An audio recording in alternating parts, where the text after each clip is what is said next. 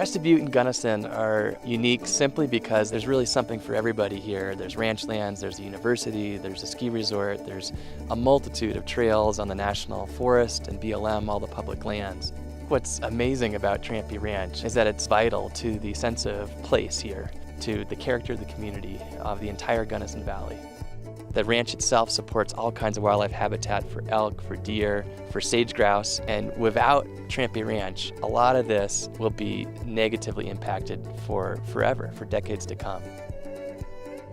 When we first came to work with people in this valley 20 years ago, this community was at a crossroads. There was a question of cows versus condos, and that's happening again here now. GOCO created the Protect Initiative to try to reach those areas of the state where there were still opportunities to protect land at a large enough scale. The Trampy Ranch project is a once-in-a-lifetime opportunity for about 5,000 acres in the Gunnison Valley for ranching, for wildlife, and for the people of Colorado. Our mission is 4 words: conserve ranchland, preserve ranching. And we know that if the ranchlands are available and intact in perpetuity for agriculture, ranching can stay in this valley for the future. Conservation easements take the development off the land forever, but it still stays in private ownership. And what it does for the folks driving by on the highway is they can have peace of mind knowing that that view they're driving by today will be protected forever.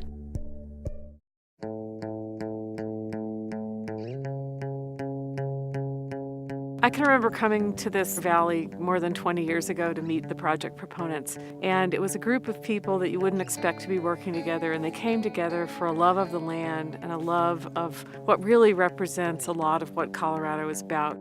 In order to get land conservation work done, and when you're working with landowners, you need somebody that's willing to go first and speak up. And in this valley, that was Bill Trampy. Bill Trampy and I started working together in 1986 to help manage the public lands for research and for agriculture. Bill Trampy is a leader by example. He's a leader consciously and purposefully, and we started thinking together about opportunities to make sure the land stays intact. I'm a conservationist, I'm not a preservationist, and so to me, conservation is the key. You know, we talk about production being important, and you know, you can look at it in a lot of different ways, but for me, production means that the ground is actually producing something for somebody, and we put all of our resources together and we continue to make things better. Bill Trampy and his family approached the Trust for Public Land, and he said, hey, I need your guys' help in putting this deal together. And at the same time, he reached out to the Nature Conservancy.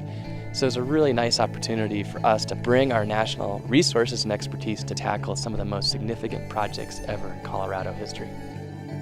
Here in Gunnison Basin, we have enough interest now to place half the agricultural land, about 75,000 acres, under conservation easement in perpetuity. This project has demonstrated to us that we can all continue working together with not only the local groups, but the state groups such as GOCO, and with the national groups as well.